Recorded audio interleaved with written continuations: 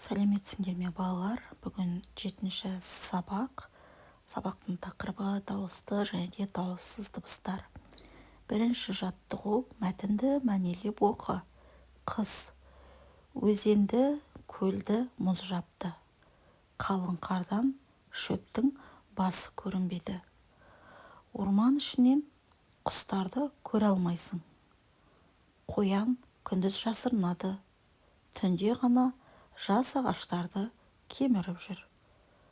Қыстыгүні үй хайуанаттарына да бапсыз. Иелері жылы қораға шөп салып, бағып қағады. Адамның өзі де суықтан қорғанады. Үйіне от жағады, жылы киім киеді. Мәтіннің авторы Міржақып Дулатов. Балалар, енді осы мәтін бойынша сұрақтарға жауап берейік. Қыста орманда, өзен көлде қандай өзгеріс болады? Оның себебі неде деп ойлайсың?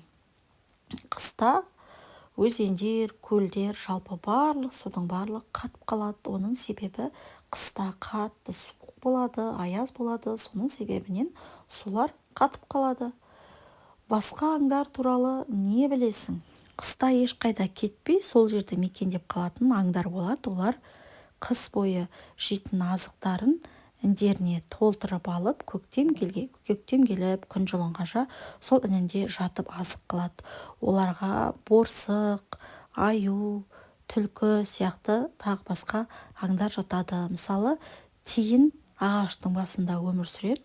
Ол да ініне көктемге дейін жететін азықтарын жинап алып, сол інінде жатады екен. Екінші жаттығу: көп нүктенің орнына тиісті әріптерді қойып, сөздерді көшіріп жаз. Өзен, күндіз, қыстыгүні, киім. Сөздердегі дыбыстардың қайсысы дауысты, қайсысы дауыссыз екенін айт. Өзен сөзіндегі ө, е дыбыстары бұлар дауысты дыбыстар, ал з, н дыбыстары дауыссыз дыбыстар. Күндіз сөзіндегі ү, дыбыстары дауысты, к, н, д, з дыбыстары бұлар дауыссыз дыбыстар. Қыстыгүні сөзіндегі ы, ү, дыбыстары дауысты дыбыстар, қ, с, т, г, н дыбыстары бұлар дауыссыз дыбыстар.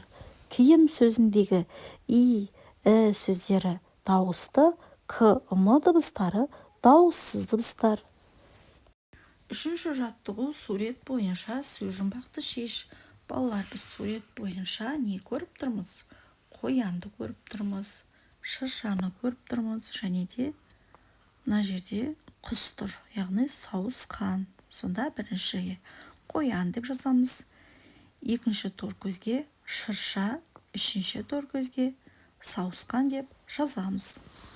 Балалар, осымен біздің бүгінгі сабағымыз аяқталды. Видеоға лайк басып, және де міндетті түрде осы каналға тіркелуді ұмытпаймыз. Келесі кездескенше сау болыңдар.